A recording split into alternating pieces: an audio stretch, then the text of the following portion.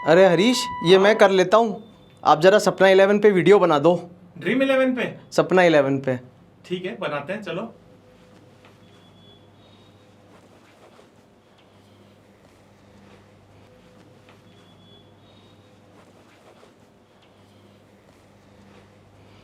ये बात हम सभी ने ना जाने कितनी बार सुनी है। कभी अपने फेवरेट क्रिकेटर से, कभी फेवरेट एक्टर से, कभी अपने फेवरेट कंटेंट क्रिएटर के वीडियो खोलते ही ये बात सुनने मिलती थी। बार बार सुना तो मुझे भी लगा कि मैं भी इन ऐप्स को ट्राई करता हूँ। सोचा क्या ही हो जाएगा, मैं तो समझदार हूँ, ज़्यादा पैसे नहीं लगाऊंगा, क्या ही फ़र्क पड़ेगा, क्या ही नुकसान होगा। पर कुछ टाइम इन ऐप्स को यूज़ करने के बाद मुझे ये लगा कि इनको क्विट करना मेरे जैसे रिलेटिवली एक्सपीरियंस्ड पर्सन के लिए इतना डिफ़िकल्ट हो रहा है, तो ना जाने उन लाखों बच्चों का क्या हो रहा होगा जो इन गेम्स के एडिक्शंस का शिकार हो चुके हैं। जब मैं ये देख पा रहा हूँ, सोच पा रहा हूँ कि इन गेम्स को क्विट करना कितना मुश्किल है, मेरे से ऊपर कई गुना एक्सपीरियंस्ड लोग जो बैठे हैं, हमारे ब्यूरोक्रेट्स और पॉलिटिशियंस, क्या उनको समझ नहीं आ रहा होगा, क्या उनको नहीं दिख रहा होगा? Well, it just happened. India का ऑनलाइन गेमिंग बिल 2025, ये शायद हमारे डिजिटल फ्यूचर का सबसे कंट्रोवर्शियल डिसीजन है। ऑनलाइन मनी गेम्स के कारण एक एडिक्शन हो जाता है, जिंदगी भर की बचत गेम में उड़ा दी जाती है, मनी लॉन्ड्रिंग हो रही है, टेरर सपोर्ट हो रहा है। नमस्ते एवरीवन, मैं हूं हरीश शर्मा और आज हम बात करेंगे इस ग्राउंड ब्रेकिंग बिल के बारे में, जिसे एक्सपर्ट्स नेसेसरी इवल कह रहे हैं। लिटरली गेमिंग इंडस्ट्री को दो हिस्सों में बांट रही है। ये बिल एक्चुअली है क्या, करता क्या है?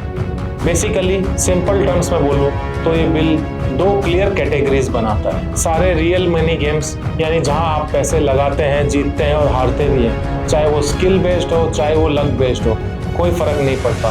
तीन पत्ती, रमी, फैंटेसी स्पोर्ट्स सब बैंड है। ई स्पोर्ट्स और सोशल गेमिंग यानी टूर्नामेंट बेस्ड गेम्स, ये केवल लीगल ही नहीं बल्कि गवर्नमेंट अब इनको एक्टिवली प्रमोट भी करेगा। और अब आता है इंटरेस्टिंग पार्ट, एडवर्टाइजिंग भी कंप्लीटली बैंड है रियल मनी गेम्स की। यूट्यूब पर एड, टीवी पर प्रमोशन सब इलीगल है। इवन पेमेंट गेटवेज जैसे कि पेटीएम, फोनपे, बैंक्स, सबको मना है इन गेम्स के लिए पेमेंट प्रोसेस करना। पेनल्टीज भी काफ़ी सीरियस है। गेम ऑपरेटर्स को 3 साल की जेल और 1 करोड़ तक का फाइन, एडवर्टाइजर्स को 2 साल की जेल और 50 साल का फाइन। ये जोक नहीं है दोस्तों। सेंट्रल रेगुलेटर भी बनेगा जो ई स्पोर्ट्स और एजुकेशनल गेम्स को डेवलप करेगा। अब सवाल ये है कि सरकार ने इतना स्ट्रिक्ट एक्शन क्यों लिया है? दोस्तों, ग्राउंड रियलिटी ये है, हमारे देश में गेमिंग एडिक्शन एक सीरियस क्राइसिस बन गया था। एनसीआरबी के अकॉर्डिंग गेमिंग रिलेटेड सुसाइड्स 20% तक इंक्रीज हो गए रिसेंट ईयर्स में। फैमिलीज टूट रही थी, स्टूडेंट्स अपना कैरियर बर्बाद कर रहे थे। लेकिन यहाँ सबसे शॉकिंग फैक्ट ये है कि कंपनीज सालाना 6000 करोड़ रुपए इन ऐप्स की प्रमोशन पे खर्च कर रही है। जी हाँ, मैं फिर बोलूँगा 6000 करोड़ रुपए। और सबसे डिस्टर्बिंग पार्ट, हमारे फेवरेट सेलिब्रिटीज, क्रिकेटर्स, एक्टर्स जिन्हें हम वर्शिप करते हैं, सब ने इन ऐप्स को प्रमोट कर रखा था। MS धोनी से लेके पॉपुलर यूट्यूबर्स तक लगभग सब ने इन ऐप्स का एडवर्टीजमेंट किया।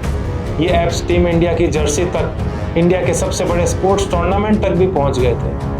पब्लिक की मेंटालिटी भी ये हो गई थी कि अगर धोनी सर कह रहे हैं तो सेफ होगा, लेजिटमेट होगा। यहाँ और भी बड़ी प्रॉब्लम थी, इन ऐप्स के एल्गोरिथम्स कंप्लीटली सीक्रेट थे। कोई ट्रांसपेरेंसी नहीं थी कि गेम कैसे वर्क करता है। ऑब्वियसली हाउस हमेशा जीतता है इन द लॉन्ग रन, लेकिन यूजर्स को लगता है कि ये प्योर स्किल। एक केस बताता हूँ, तेलंगाना में एक 21 वर्षीय युवक ने अपने घर से 5 लाख रुपए चोरी करके इन गेमिंग ऐप्स में लगाया और फिर जब हारा तो उसने सुसाइड कर लिया। ये एक आइसोलेटेड केस नहीं है दोस्तों। मनी लॉन्ड्रिंग भी मेजर इशू था। गवर्नमेंट का आर्गुमेंट है हमें अपने यूथ को प्रोटेक्ट करना है और इसके लिए टफ डिसीजंस तो लेने ही पड़ेंगे। हेल्थ ओवर वेल्थ, यही अप्रोच है। चलिए देखते हैं इस बिल के पॉजिटिव एस्पेक्ट्स। अब सेलिब्रिटीज ब्लाइंडली प्रमोट नहीं कर सकते गैम्बलिंग ऐप्स को। पहले कोई आइडिया नहीं था कि गेम एल्गोरिथम्स कैसे वर्क करते हैं। Companies deliberately house favoured systems बनाती थी। अब जो भी गेम्स होंगे वो ट्रांसपेरेंट और फेयर होंगे। सबसे बड़ा फायदा, यूथ प्रोटेक्शन। सीरियसली दोस्तों, जब सरकार कहती है कि ये बिल यंग जनरेशन के लिए है तो वो राइट है।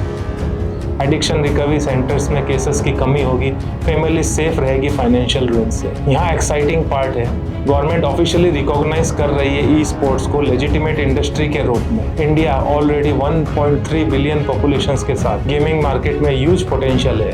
ई स्पोर्ट्स में हमारे प्लेयर्स इंटरनेशनल लेवल पे कम्पीट कर सकते हैं। ओलंपिक्स में भी ई स्पोर्ट्स आने वाला है। पहले कंफ्यूजन था कौन सा गेम लीगल है कौन सा इलीगल है, अब क्रिस्टल क्लियर है। बिजनेसेस को भी क्लियरिटी मिलेगी कि कहाँ इन्वेस्ट करना है। Money laundering, illegal betting, financial fraud, इन सब में डेफिनेटली कमी आएगी। अंडरग्राउंड नेटवर्क्स को भी ब्लो मिलेगा। दोस्तों, सिंगापुर और साउथ कोरिया में भी सिमिलर अप्रोचेस काफ़ी सक्सेसफुल रही है। वहाँ ई स्पोर्ट्स इंडस्ट्री फ्लरिश कर रही है वाइल गैम्बलिंग इश्यूज कंट्रोल में। लेकिन क्या ये अप्रोच सही है? Let me be the devil's advocate. सबसे बड़ी concern 86% revenue real money game से आता था इंडियन गेमिंग इंडस्ट्री का। लाखों की जॉब रिस्क पे है, 25,000 करोड़ का इन्वेस्टमेंट डेंजर में। ये सिग्निफिकेंट इकोनॉमिक लॉस है। यहाँ ट्रिकी पार्ट है, कंप्लीट बैन कई बार ब्लैक मार्केट को एनकरेज करता है। लोग ऑफशोर साइट्स यूज़ करेंगे जहाँ कोई रेगुलेशन नहीं होगा, कोई कंज्यूमर प्रोटेक्शन नहीं होगा। ये एक्चुअली ज़्यादा डेंजरस हो सकता है। कुछ एक्सपर्ट्स कहते हैं कि ये अप्रोच टू रिस्ट्रिक्टिव है। दूसरे कंट्रीज में रेगुलेटेड अप्रोच सक्सेसफुल रही है। Proper licensing, age verification, taxation. Complete ban innovation को स्टंट कर सकता है। एनफोर्समेंट कैसे होगा? इंटरनेट पे कंप्लीट कंट्रोल पॉसिबल है। वीपीएन्स के थ्रू लोग एक्सेस कर ही सकते हैं। लेकिन दोस्तों, यहाँ हमें समझना होगा हर पॉलिसी चेंज में ट्रेड ऑफ्स होते ही हैं। परफेक्ट सॉल्यूशन रेयरली ही होता है। तो फाइनल एनालिसिस क्या है? ऑनेस्टली स्पीकिंग, ये बिल वेल इंटेंशनड है। गवर्नमेंट की प्रायोरिटीज पब्लिक हेल्थ और यूथ वेलफेयर है, जो एब्सोल्युटली राइट भी है। हमने देखा है गैम्बलिंग एडिक्शन का डिवास्टेटिंग इफेक्ट्स। साथ ही ई स्पोर्ट्स का प्रमोशन एक स्मार्ट मूव है। ये सेक्टर में इंडिया वर्ल्ड लीडर बन सकता है।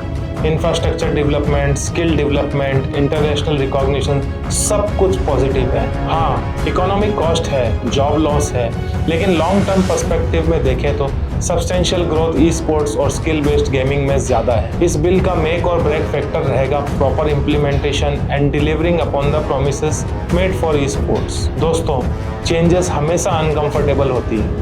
जब मोबाइल फोन्स आए थे तो पहले रेजिस्टेंस था। जब यूपीआई लॉन्च हुआ था तो स्केप्टिज्म था, बट इवेंचुअली सोसाइटी अडेप्ट कर जाती है। ये बिल भी उसी डायरेक्शन में एक स्टेप है, हेल्थियर डिजिटल इकोसिस्टम के लिए। तो कंक्लूजन ये है, इंडियन ऑनलाइन गेमिंग बिल 2025 एक बोल्ड स्टेप है। परफेक्ट तो नहीं है, पर नेसेसरी था। ई स्पोर्ट्स एंथुसियास्ट के लिए ये गोल्डन अपॉर्चुनिटी है। रियल मनी गेमिंग के एडिक्ट्स को ये वेकअप कॉल है। इंडस्ट्री को ये क्लियर डायरेक्शन है। आप क्या सोचते हैं इस बिल के बारे में? कमेंट्स में बताएं। सपोर्ट करते हैं या अपोज करते हैं? और कौन से गेम्स आप खेलने वाले हैं आप? अगर ये वीडियो इन्फॉर्मेटिव लगा तो लाइक करें, शेयर करें और हमें सब्सक्राइब भी करें। रिमेंबर दोस्तों, game Khelo but responsibly Khelo. Gaming should enhance your life, not ruin it.